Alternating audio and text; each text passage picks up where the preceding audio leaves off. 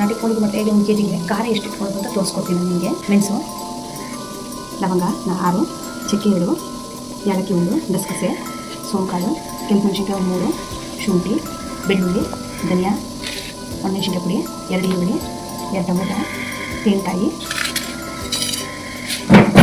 ಸ್ವಲ್ಪ ಪುದೀನ, ಸ್ವಲ್ಪ ಕೊತ್ತಂಬರಿ, ಇಷ್ಟು ಕಾಯಿ ಬಿಟ್ಬಿಟ್ಟು ಇಷ್ಟು ಹುರ್ಕೊತೀನಿ.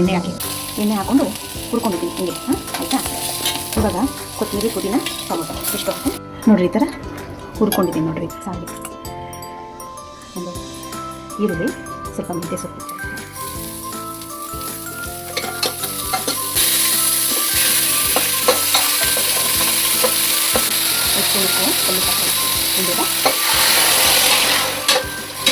ನೀರಾಕಿ ಸ್ವಲ್ಪ 10 ನಿಮಿಷ ಬಿಟ್ಬಿಡ್ತೀನಿ. ಧನಿ ಪುಡಿ, ಗಸಗಸೆ, ಮೆಣಸಿನ್ಕಾಯಿ ಪುಡಿ ತುಂಬ ಹಾಕ್ತೀನಿ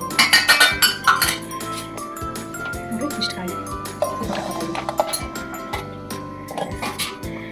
ನಾನು ಮುದ್ದಿದ್ನಲ್ಲ ಅದನ್ನೆಲ್ಲ ಇದಕ್ಕೆ ಹಾಕೋತೀನಿ.